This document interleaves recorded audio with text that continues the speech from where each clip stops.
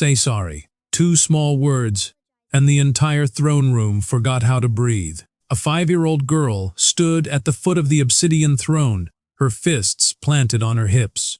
Her chin lifted so high, it looked like it might tip her backward. Above her, in a chair carved from 4 centuries of fear, sat the one creature in the kingdom no one dared to look at for too long. Lucian Blackthorn had ruled for 427 years. Vampire lords bowed when he entered a room. Enemies vanished at a single word from his lips and were never spoken of again. And yet this child, barely tall enough to reach his knee, did not move, did not blink, did not step back. No one beneath the floating crystal lamps understood yet what her small, trembling voice was about to unearth. A secret buried for 5 years. A grief no one had been permitted to name. And a truth that would decide whether the Vampire King had a daughter or had already lost her twice.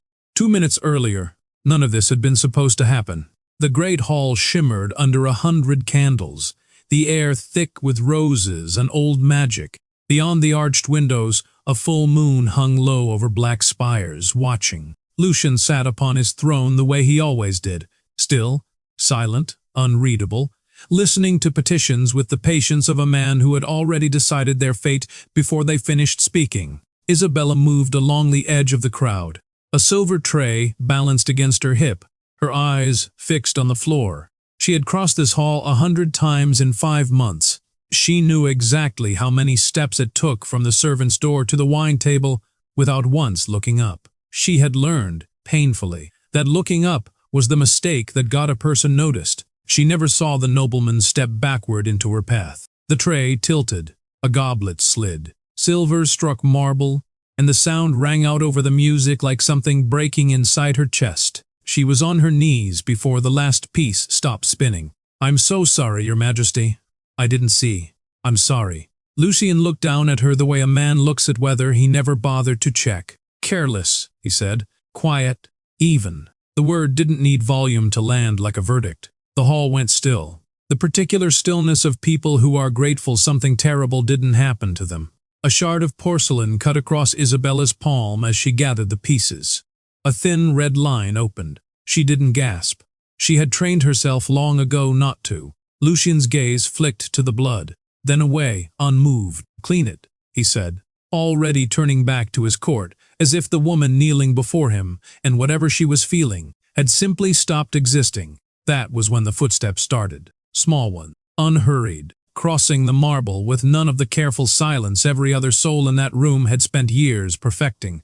Lucian looked down. 2 scuffed shoes had stopped directly before his throne. Above them stood a girl with dark, escaping curls and a worn stuffed rabbit, tucked under one arm like something she would die protecting. Her eyes, stubborn, wet, furious, locked onto his. "You hurt my mommy," she said, and her voice cracked in the middle of it, the way a child's voice does when she is trying very hard not to cry and losing. A noblewoman near the pillars pressed a hand to her mouth. Commander Gareth's fingers twitched toward his sword, and stopped, at some signal from Lucian too small for anyone else to catch. "Move," Lucian said. She didn't move. If anything, she planted her feet wider, bracing the way something small braces against a wind far too big for it. "You made her bleed," she said, her lip trembling now. "And you only said sorry to the cup. You didn't even look at her." Something shifted once along Lucian's jaw. This was not anger. Anger he knew intimately. It was old, familiar, worn smooth from centuries of use. This was something else. Something that had no name he could reach for fast enough. He was used to grown men, killers, warlords, lowering their eyes the instant his found them. He was not used to being looked at, not like this. Not by someone who had already decided, with the absolute certainty only a child can carry, that he owed a debt he hadn't known he was accumulating. "Fine," he said finally. "Lo, I apologize. For the goblet." The girl's chin wobbled, but her eyes didn't leave his. "That's not a real sorry," she whispered. "That's a sorry for a cup. My mommy isn't a cup." Something in the hall seemed to bend under the weight of that sentence. "Say it to her," the girl said. "Say it like you mean it, like you're actually sorry she's hurt." Her small hand found her mother's shoulder, resting there, protective, as if she 5 years old, barely reaching the throne's armrest, had appointed herself the last line of defense in the entire kingdom. Mommy says you have a sad heart. Is that why you're mean? Because your heart is sad? The words landed like something dropped from a great height. Lucian Blackthorn had sent armies to die without a flicker of hesitation. He had silenced traitors mid-sentence with a single glance. And now, for the first time in 427 years, he found he had nothing to say at all. His eyes moved, slowly, involuntarily, from the girl's fierce, tear-bright face down to the small hand resting on her mother's shoulder. And there, circling her thin wrist, barely visible beneath her sleeve, was a faint silver mark shaped like a crescent moon, a mark he had seen only once before, on a hand far larger than hers, his own. The vampire king went completely, terrifyingly silent, and across the hall, kneeling in broken porcelain and her own blood, Isabella understood, with a cold and sinking certainty, that 5 years of hiding had just ended, in a single sentence. Lucian did not sleep that night. He sat in his private study long after the candles had burned to stubs, staring at nothing, seeing everything. Her eyes. That was the part he couldn't set down, not the mark on her wrist, though that alone should have consumed every thought in his skull. But her eyes dark and wet and furious, staring up at him without a trace of the fear every other creature in his kingdom had learned to wear like armor. You made her bleed. You didn't even look at her. He heard it again and again, the way a wound keeps announcing itself long after the blade has been removed. He remembered the stubborn set of her small shoulders, the way her hand had found her mother's shoulder, not for comfort, but to protect. 5 years old, and she had already decided the world was hers to defend. And beneath all of it, quieter, harder to look at directly, the way Isabella had looked at him when the girl asked if his heart was sad, not fear, something closer to grief. By dawn, he had summoned Gareth. I want everything on her, Lucian said, before Gareth had fully closed the study door. Employment records, where she was born, every name she has used, where she lived 5 years ago, whether she has family, living or dead. And I want Emma's birth records, wherever they exist. Gareth studied him for a long moment. In 3 centuries of service, he had rarely seen his king give an order with this particular tightness in his voice. Not command, but something closer to need. Your Majesty, Gareth said carefully, a maid who worked her way into this castle, whose daughter carries a mark she cannot explain. Forgive me, but this has the shape of infiltration. Someone may have sent her to watch you, to use the child somehow. I am aware of how it looks. Then you understand why I want facts, Gareth. Lucian's voice dropped, quiet and absolute. Not assumptions, not theories dressed as caution. Bring me what is true, and I will decide what it means.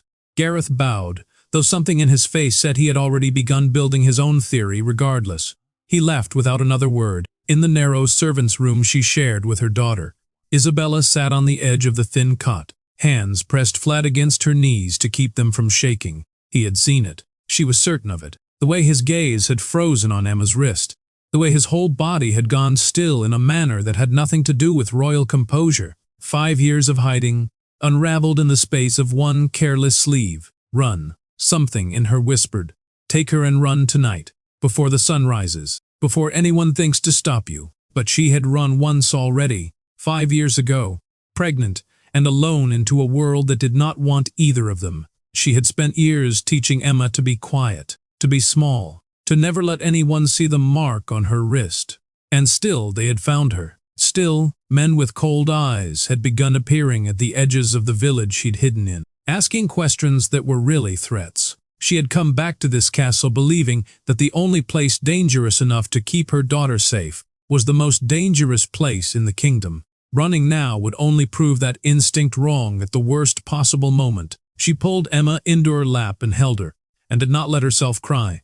"Mommy," Emma said, sometime later, watching the young servant carry in a basin of water. "He's lying." Isabella went very still. What? The servant had just said, brightly, that everything in the castle was calm tonight, nothing to worry about. Emma had simply looked at him, the way she looked at Imbier, the way she looked at everything, plainly, without guile, and known. "He's scared," Emma added, matter of fact, as though reporting the weather. But he said it wasn't scary. Isabella's stomach turned to ice. She had noticed this before. Small moments easy to explain away, until they weren't. Emma always knew, not guessed. Knew. And the king? Isabella asked carefully. When he said his heart was sad? Emma tilted her head, considering the question with the seriousness of someone twice her age. That one was true, she said. He wasn't lying about that one.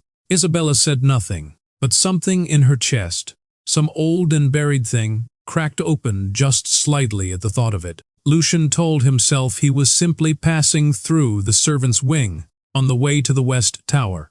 He told himself the same thing 3 more times before he admitted he was watching her. Emma sat cross-legged near the kitchen hearth, sharing a piece of bread with a servant girl too young and too frightened to eat properly in front of anyone. Emma broke it in half without being asked. She thanked an old groundskeeper for opening a door. Unprompted, the words tumbling out easily, as if gratitude cost her nothing at all. She held her ragged stuffed rabbit up to the firelight and murmured something private to it, laughing at whatever answer she imagined it gave back. She was afraid of nothing in this castle. Not the shadows, not the vampires who flinched from human children, on instinct. Not him. Lucian stood in the archway a long time, and found himself remembering, unwillingly, achingly, a woman who had once laughed at his worst moods and called his heart colder than the winter mountains. A woman who had never once lowered her eyes in his presence either. Lucian had eaten alone in the long dining hall for 400 years. He had never once considered this strange until a small voice announced from the doorway that it was. "Why do you eat by yourself?" He looked up. Emma stood in the archway, in her night-clothes rabbit, tucked under one arm, hair still mussed from sleep, apparently having wandered the corridors unsupervised with the confidence of someone who had never once considered that a castle full of vampires might be dangerous. "Because I prefer it," he said. "That's sad." She said it simply, the way she said most things, not as an insult, just an observation she felt obligated to share. Then she walked the length of the table, climbed into the chair to his right without asking, and set her rabbit on the linen beside her plate. "I did not invite you. You didn't uninvite me either." She reached for the bread before anyone had brought her a plate. He opened his mouth to send her back to the servants' wing. Then, for reasons he could not have explained to Gareth or to himself, he closed it again, and gestured for a second setting to be brought. The questions began somewhere around her second bite of bread and did not stop. Did he like birds? He had no opinion of birds. That wasn't an answer, she informed him. It was the only one he had. Why did he always wear black? It suited the throne. It was sad-looking, she said, frowning at his sleeve as though personally offended by it. Did vampires have mommies? They did, once, long ago. Who took care of him now? No one, he said. After a pause he hadn't expected to need. He took care of himself. Why didn't he have friends? He had subjects, he told her. That was different. That wasn't what she'd asked. She studied him with the particular seriousness of someone twice her age, chewing thoughtfully, and asked if he was lonely. "I am the king," he said. "Loneliness is not a luxury I permit myself to consider." "That's not a no." He said nothing. Emma tilted her head, undeterred, and asked the question that finally stopped him mid-motion. "Did you love someone?" The hall went very quiet, not because anyone else spoke, no one else was in it, but because something in Lucian's chest had gone, suddenly, completely still, the way a held breath goes still, before it breaks. He did not answer. Emma, for once, did not push. Isabella watched from the doorway, one hand pressed flat against the frame to keep herself from crossing the room. She had not meant to come this far. She had only meant to find her daughter before she caused trouble. Instead, she stood frozen, watching Emma's small hand rest near Lucian's on the table, watching him fail, visibly, helplessly, to build the wall he usually kept between himself and every living thing in this castle. She remembered this version of him. Not the king on the obsidian throne, but the man underneath it. The one who used to go quiet exactly like that when a question cut too close. Who could be undone by patience faster than by force? She had loved that man once, before the crown had calcified around him like ice.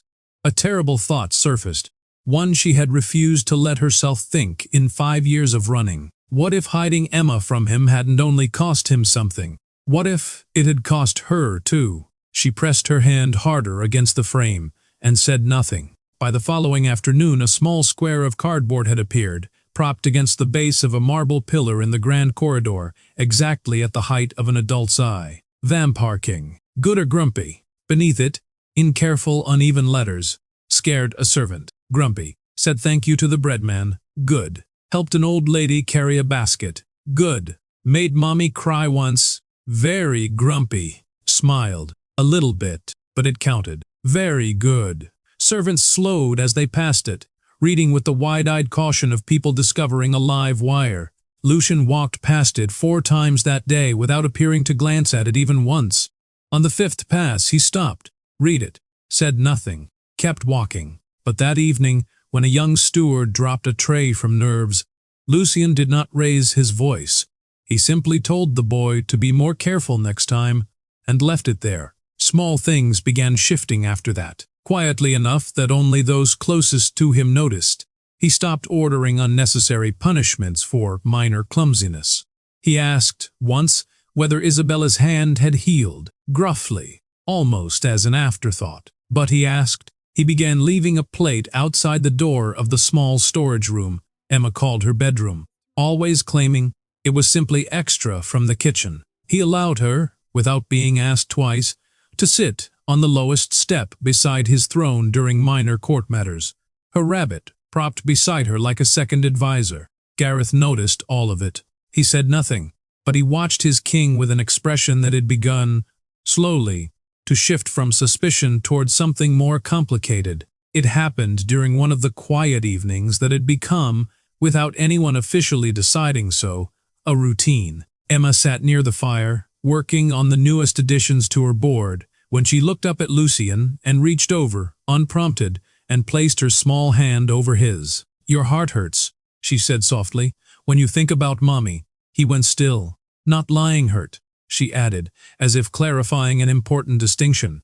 "Just hurt." He looked up, and found Isabella standing in the doorway again, her face pale, her eyes wide with something between fear and disbelief. Lucian understood in that moment that Emma's strange gift was not only for catching lies.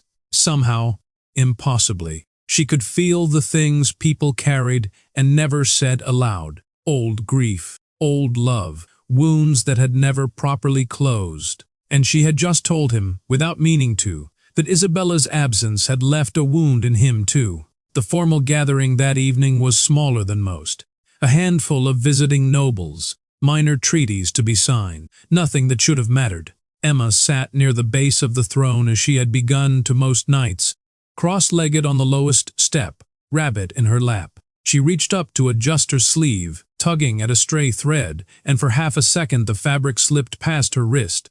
It was brief. It should have gone unnoticed. But Gareth was standing close enough to see it, and the elderly royal physician, seated near the dais to advise on a minor matter of trade, happened to glance down at exactly the wrong or right moment. Both men went very still. Neither spoke. When the gathering ended, they exchanged a look over the heads of departing nobles, and an hour later, they stood together in a private antechamber, voices lowered to almost nothing. "You saw clearly," Gareth said.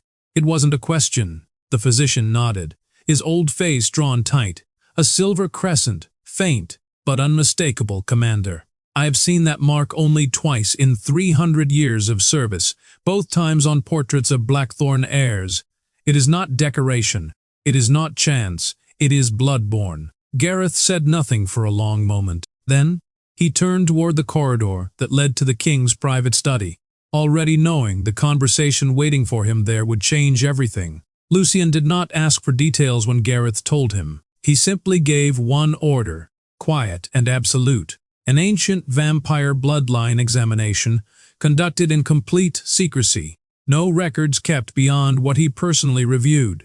It took 2 days. The result, when it came, was written on a single slip of parchment that Lucian read standing in his study, with the door locked and no witnesses present. "The child carries the blood of House Blackthorn. Direct paternal line. Confirmed." He read it 3 times.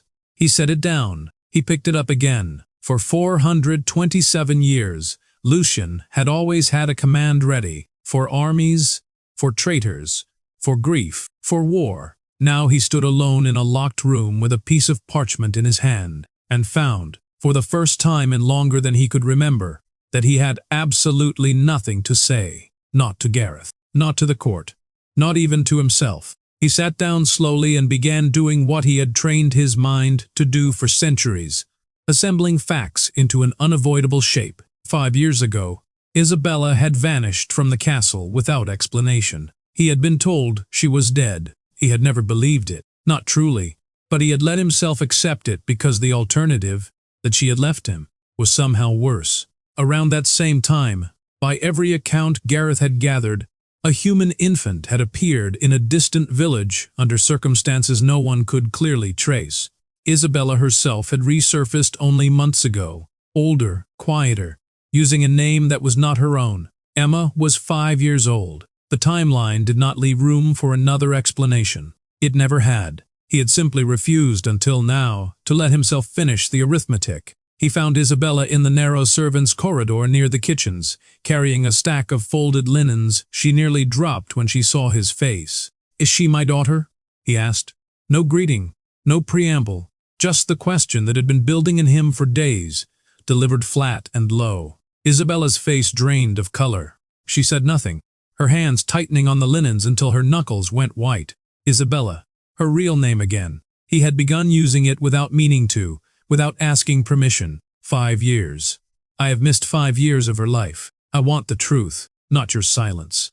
Still she said nothing, and something in him that had been holding steady for days finally cracked. It wasn't fury at being lied to. He understood, distantly, that he had no right to fury. When he did not yet know why she had run, it was grief, sudden and enormous, for every birthday and every first word and every ordinary evening he had lost without knowing they existed to be lost. "Answer me," he said, and his voice broke slightly on the second word. "Yes," Isabella whispered finally, the linen slipping from her arms to the floor between them. "Yes, she's yours." For a moment, neither of them moved. "Then why?" Lucian said, low and shaking. "Did you let me believe you were dead? Why did you take my daughter and vanish, and let me spend 5 years grieving a woman who was alive somewhere, raising a child I didn't know existed?"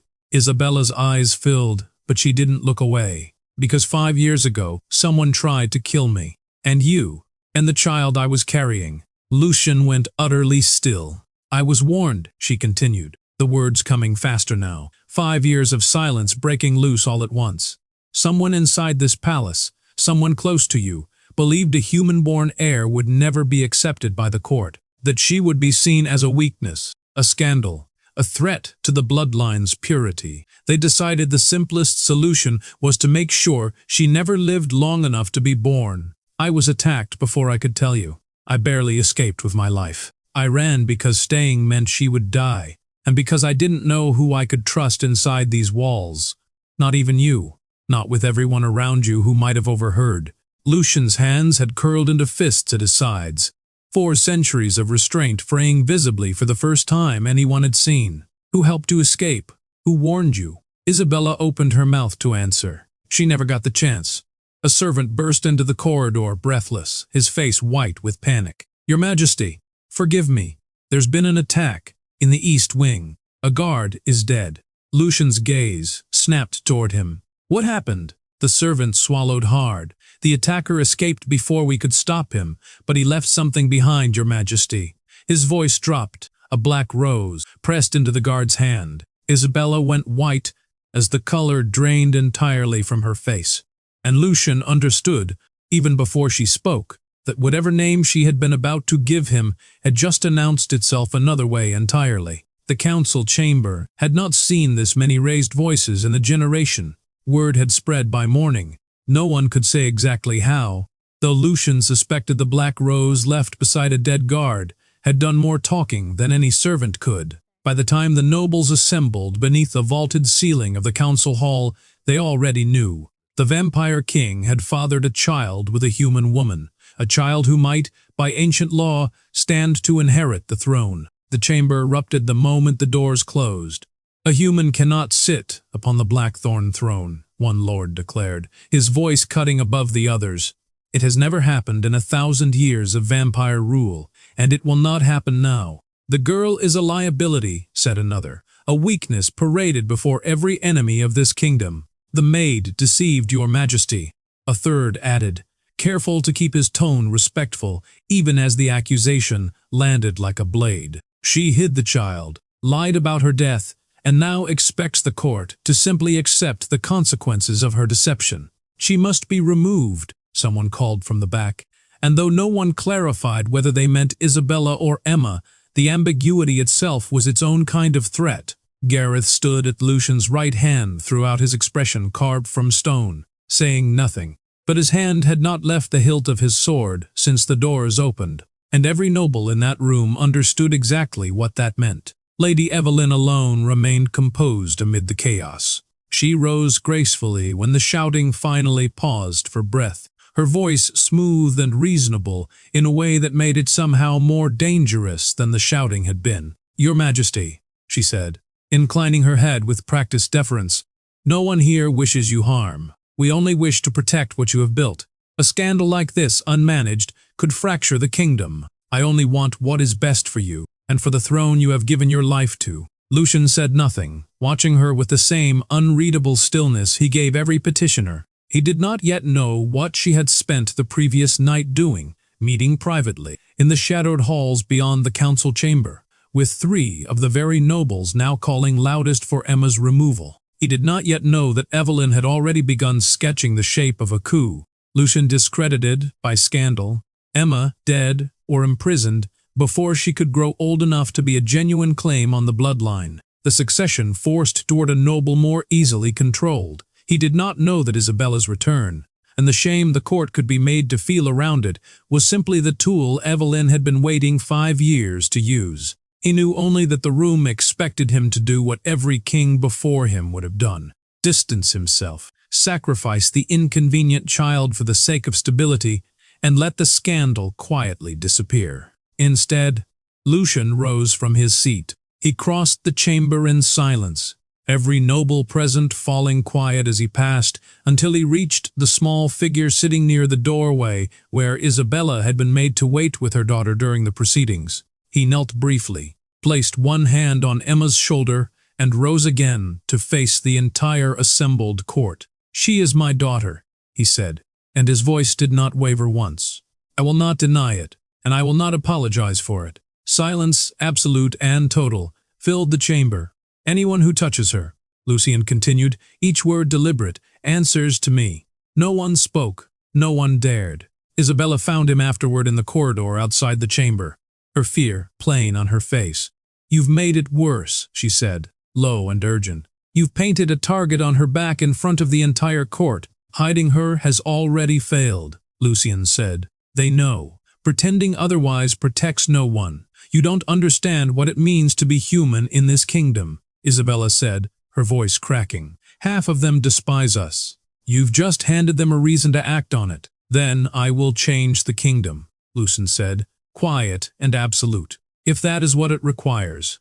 Isabella stared at him, unable to tell if it was arrogance or genuine conviction, and found she was too frightened to hope it was the latter. Gareth's doubts, meanwhile, had not softened. He found Isabella alone later that evening, his tone careful but unrelenting. "5 years," he said. "You had 5 years to return, to tell him, to let him know his daughter existed. Why now? Why only after danger found you again?" Isabella's jaw tightened. "You wouldn't understand. Try me." She slipped away instead, offering nothing further, and Gareth's suspicion, quieter now, but no less present, settled deeper into something that felt almost like grief. He wanted, badly, to trust the woman who had re-entered his king's life so suddenly. He simply could not yet make himself do it. It was Emma who broke the tension that had settled over the household, though not in any way anyone expected. She came running down the corridor that night, rapid, forgotten somewhere behind her, her small face pale and serious in a way Isabella had rarely seen. She found Lucian in his study, and tugged at his sleeve until he knelt to her level. "They said something bad about Mommy," Emma said. Lucian went still. "Who did?" two of the mean-looking ones, by the tall window. They didn't see me. Her small hands twisted together. They said Mommy was going to be a problem, and they said something else. She frowned, trying to find the words. They said Lady Eveline would take care of it. Lucian's blood went cold in a way it hadn't in centuries. He had assumed until that moment that the danger circling his daughter began and ended with scattered nobles too frightened of change to accept her. Now hearing his daughter repeat a name he had never once suspected, he understood with sudden and terrible clarity that the conspiracy against his family reached far deeper than a single dissatisfied faction, and that its architect had been standing beside him in the council chamber only hours earlier, offering sympathy with a perfectly composed face. Isabella found him again that night, not to argue this time, but to lead him somewhere he hadn't walked in 5 years. A narrow, disused corridor behind the old library, its tapestries faded, its torches long unlit. They had met here once, before the throne had hardened him, before either of them had understood what loving each other would eventually cost. You wanted the truth, she said, standing very still in the dark. All of it. So I'm going to give it to you, and I need you to let me finish before you say anything. Lucian nodded once. 5 years ago, when I discovered I was carrying your child, I was terrified, not of you, but of what she was. A child born of a vampire king and a human woman isn't only a scandal, Lucian. There's an old prophecy, one buried deep enough that even you may not have heard it whispered outside the eldest circles. It speaks of a child of mixed blood, born from the Blackthorn line, who would either unite vampires and humans for the first time in 1,000 years, or bring the entire throne crashing down. No one could say which.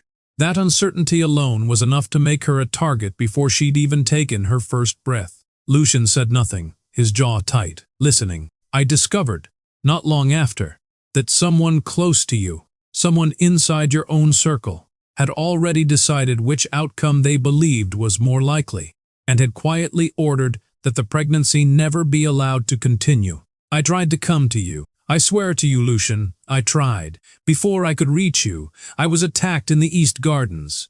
I barely escaped with my life, and with hers. Her voice wavered but held. I ran that night. I didn't stop running until I was far enough from this castle that no one would think to look. You could have sent word, Lucian said low. Once you were safe, you could have told me, and risk it reaching the same ears that ordered the attack in the first place. I didn't know who around you could be trusted. I didn't know if you yourself might have been persuaded eventually that the prophecy made her too dangerous to keep. She looked away. So after she was born, I let you believe I had died. It was the only way I could think to keep her invisible. A dead woman's child draws no attention. A missing king's daughter does. Lucian absorbed this in silence, something raw moving behind his eyes. Then why come back now? He asked, quieter. After 5 years of successfully staying hidden, because hiding stopped working. Isabella's hands curled at her sides. Men began appearing at the edges of the village where we'd settled, asking careful questions that weren't really questions at all. Watching the house, I recognized the pattern. I'd seen it once before, the night I was attacked. Whoever wanted her dead 5 years ago hadn't stopped looking. I realized the only place with enough power to actually protect her was the one place I'd spent 5 years running from. Her voice cracked slightly. I came back because I had run out of anywhere else that was safe. Lucian stood with that for a long moment, and something in his expression Isabella hadn't seen in years finally surfaced. Not the king's composure, but something closer to grief, unguarded, and entirely his own. I built walls around this kingdom for 400 years, he said slowly, certain that ruling meant trusting no one, that softness was a weakness enemies would exploit. I never once considered that the same walls I built to protect this throne were the reason you couldn't come to me when it mattered most. I was so consumed with being unshakable that I made myself impossible to reach. He looked at her directly. I should have protected you. I should have believed you the moment you tried to warn me, instead of letting my own court close ranks around whatever conspiracy was already moving against us. And I should have been there when she was born, Isabella.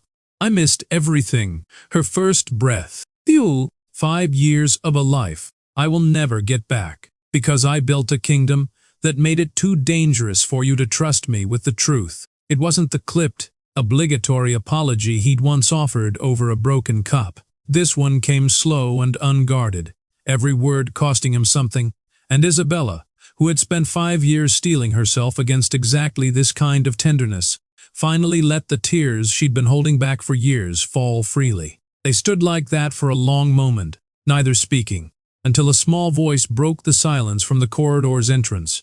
"That's a good sorry." Emma stood in the doorway, rabbit under one arm, watching them both with the same serious scrutiny she'd once turned on Lucian across a throne room. Lucian looked at her, and something at the corner of his mouth almost became a smile. The moment didn't last. Gareth arrived minutes later, breathless in a way that centuries of discipline rarely allowed, a scroll clutched in one hand. "Your Majesty, I found it. The attacks. The assassin who left the guard dead. The Black Rose. None of it came from outside the castle walls. Every trail leads back to someone already living within them, someone with access to the royal wards themselves." Before Lucian could respond, the castle bells began to ring, not the slow toll of ceremony, but the sharp, frantic clang reserved for only one purpose. The royal wards had been breached. The lights went out before the bells finished ringing.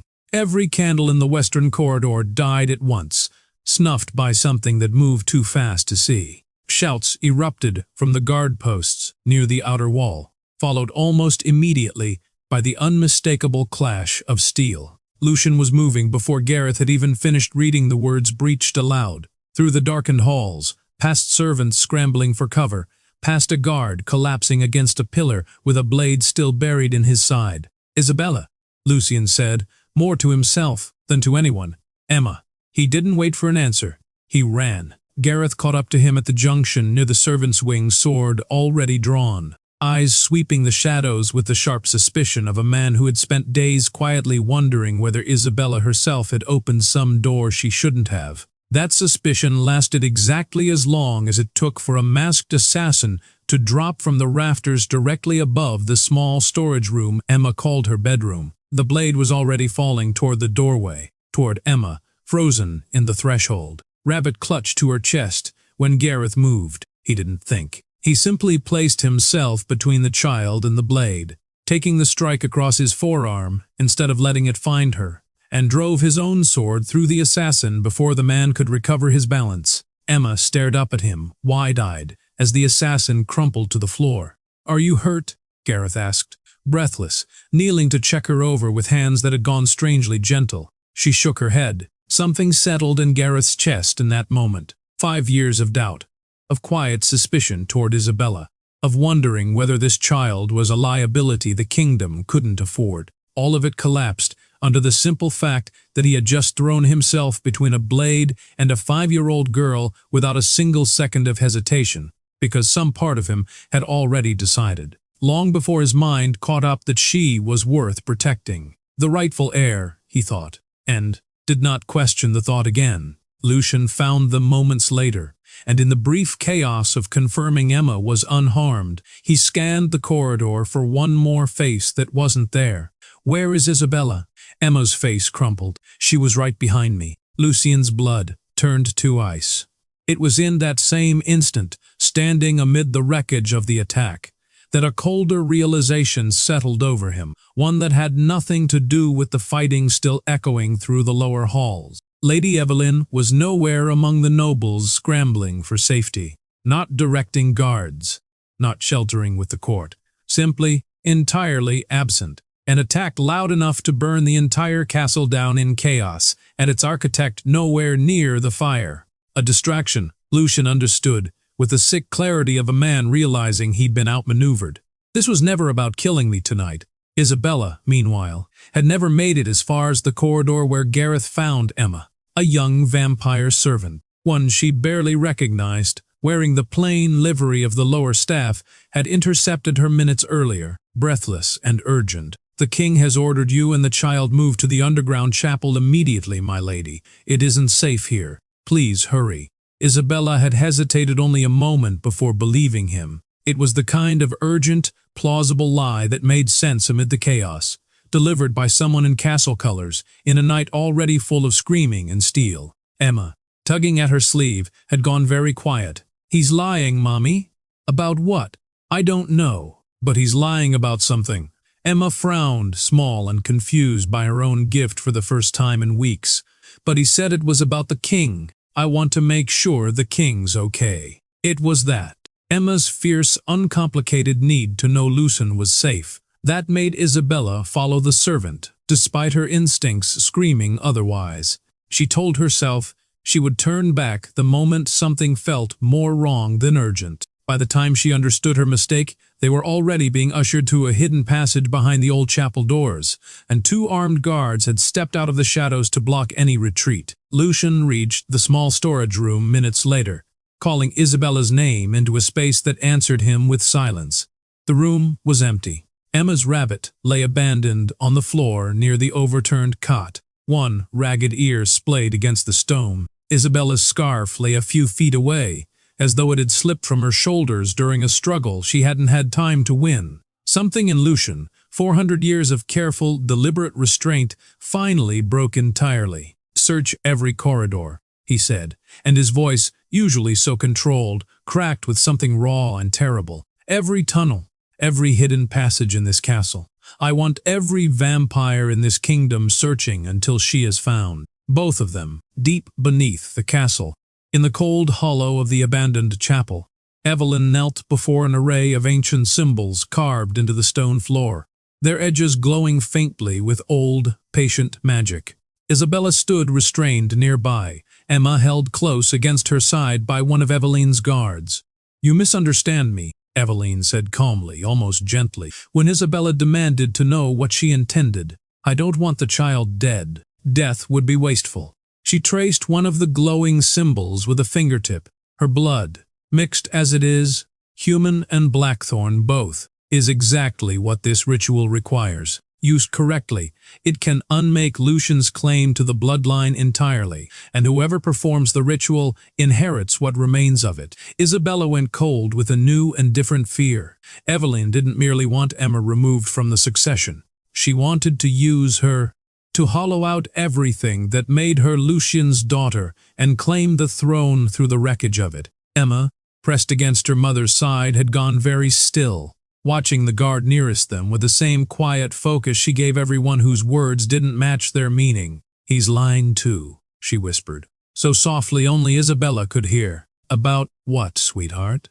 Emma's eyes flicked toward the guard, who had just murmured something to another about the king being dead in the chaos above, his tone carefully mournful. Emma frowned, certain in the small, unshakable way she was always certain. "Mommy," she whispered, "the king isn't dead." Far above them, moving through a stretch of corridor no one had used in decades, Lucien pressed his palm against a section of wall that didn't sit quite right, stone slightly too smooth, air slightly too cold, and found beneath centuries of dust the outline of a hidden door leading down toward the old chapel. The hidden door gave way beneath Lucien's hand, and he descended into the old chapel alone, moving faster than thought.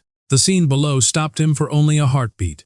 Isabella stood restrained between 2 guards, her face pale but defiant. Emma stood pressed against her side, small and rigid. Rabbit, nowhere in sight. Around the chamber's edges, armed vampires, loyal to Evelyn, waited in the shadows, and at the center of it all, Evelyn herself knelt beside a circle of ancient symbols carved into the stone, their edges pulsing with a faint, cold light. She rose slowly when she saw him, entirely unhurried, as though she had been expecting this exact arrival at this exact moment. "Lucien," she said, almost warmly, "you've lost your kingdom tonight. You simply haven't realized it yet. Release them," he said. His voice did not rise. It didn't need to. Evelyn tilted her head, studying him the way one studies a wounded, but still dangerous animal. "I'll offer you the same choice I imagine you've been avoiding for weeks now, Your Majesty. Walk away. Abandon the girl. Let the ritual proceed, and I promise you keep your throne, your court, your 400 years of order, undisturbed, or protect her, and watch everything you've built collapse around you before the sun rises." There is no version of that offer I would take. You haven't even considered it. I don't need to.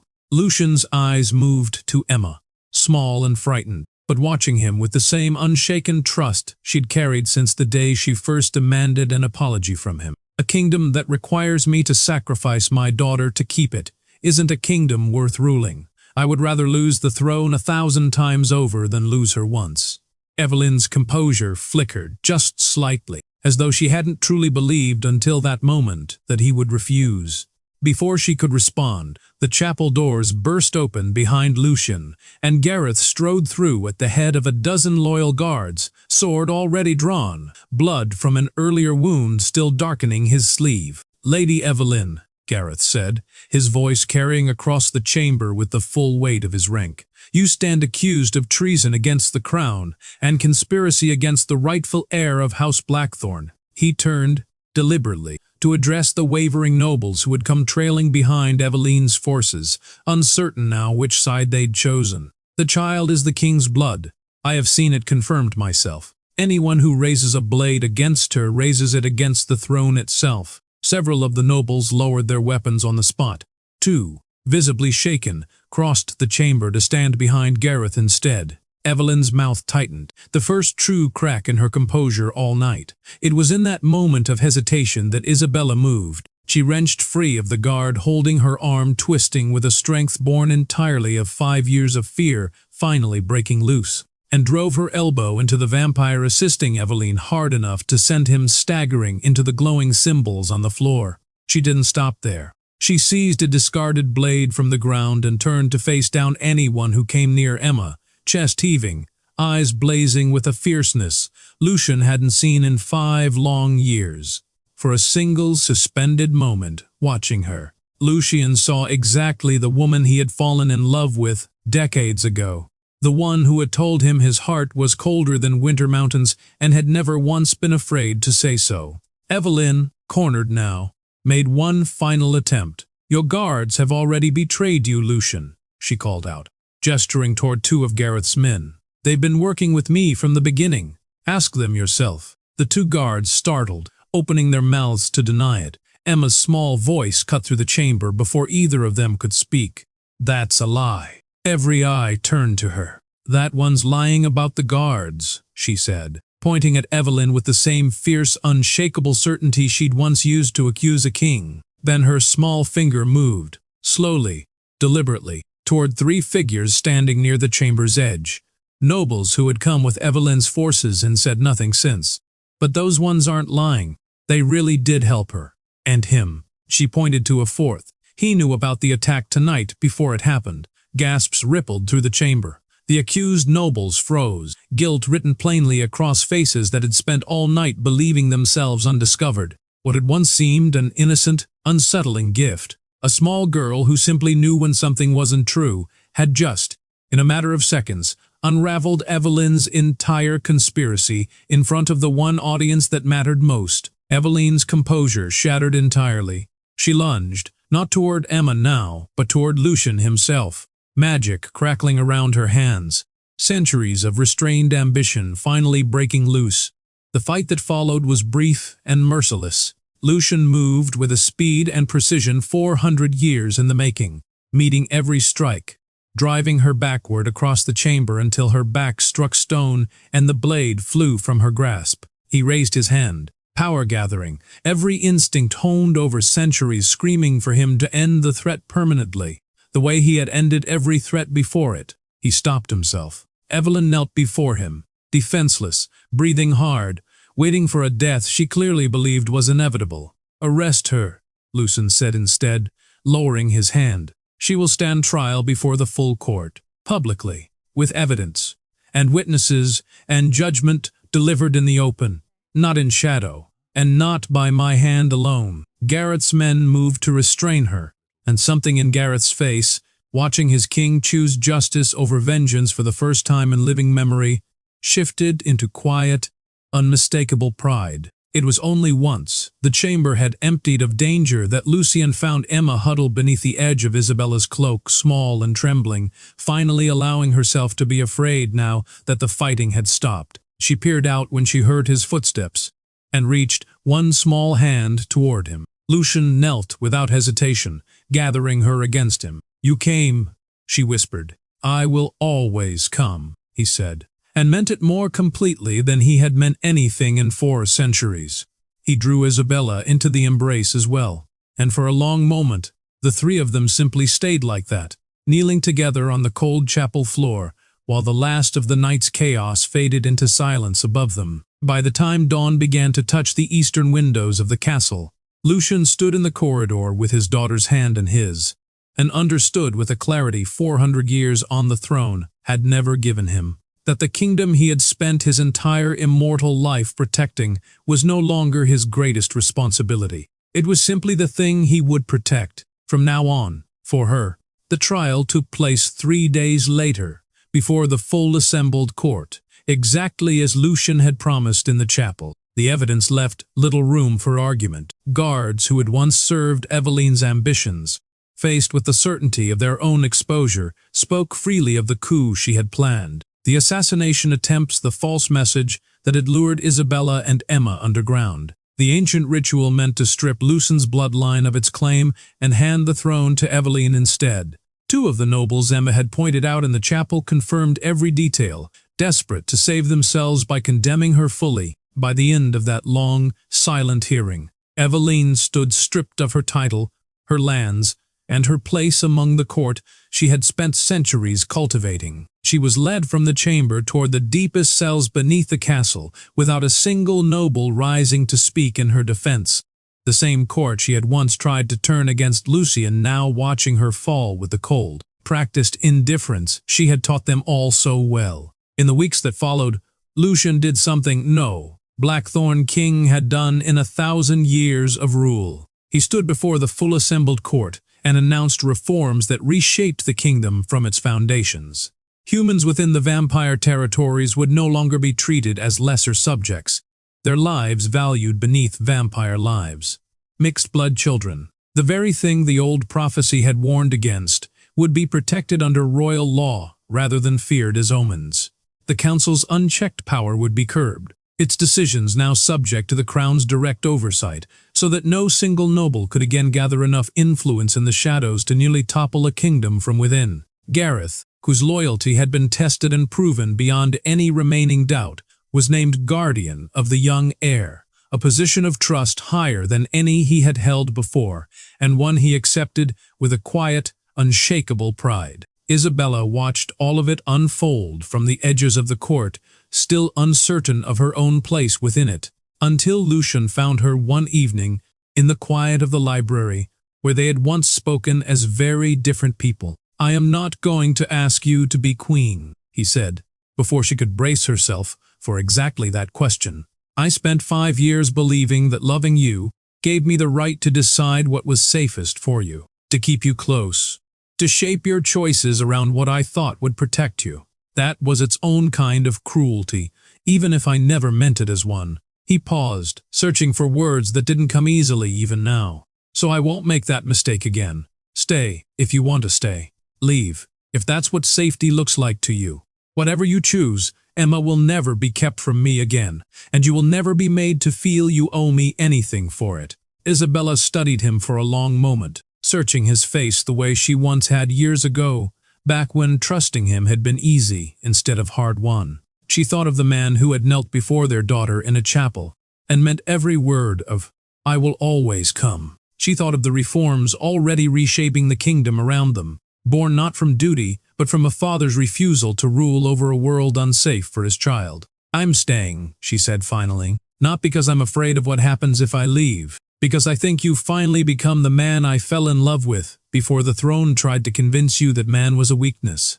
Emma found them there not long after, dragging behind her a familiar, battered piece of cardboard she hadn't touched in weeks. She climbed onto the table between them and set it down with the seriousness of someone presenting evidence in a very important trial. "Vampirking. Good or grumpy?" The old marks were still there, faded but legible. "Scared a servant. Made mommy cry once. Very grumpy." But beneath them, in fresh, careful letters that filled nearly the entire remaining board, the good column had grown far beyond anything the grumpy side could match. Emma studied it with great concentration, then looked up at Lucian and delivered her verdict. "You get 5 stars, she announced. On what grounds? Lucian asked, and found, to his own quiet surprise, that he was fighting back something close to a smile. Emma counted them off on her fingers, the same serious way she once counted his offenses in the throne room. One for saying sorry, a real one, not a cup one. One for protecting Mommy. One for coming when we needed you, even though it was scary. One for telling the truth about everything, even the parts that were hard. She held up her fifth finger, and her voice softened. And one because you're my daddy. Isabella's eyes filled, and Lucien, Vampire King 427 years old, feared across every dark corner of the kingdom, found he had no words at all for a long moment, only a hand resting gently over his daughter's small one. It was several days later, in the same throne room where all of it had begun, that the final piece settled quietly into place. Lucian sat upon the obsidian throne as he had for centuries, and Emma walked toward him across the marble floor exactly as she had the very first time. Small footsteps, unhurried, drawing every eye in the hall. The court tensed, old memories surfacing in a dozen faces at once, waiting to see the confrontation replay itself. Emma stopped before the throne and planted her small hands on her hips. Lucien looked down at her and smiled, wide and unguarded, before she had said a single word. "Daddy," she said, grinning.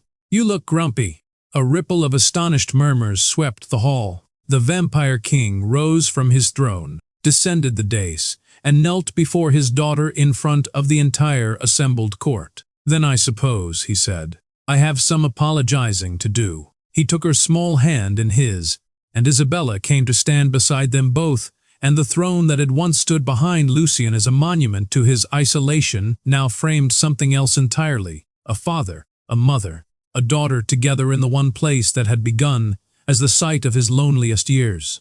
The feared Vampire King had not grown weak. He had simply discovered at last what all his power had truly been for, not to make an entire kingdom tremble before him, but to make certain that the people he loved most would never again have reason to be afraid.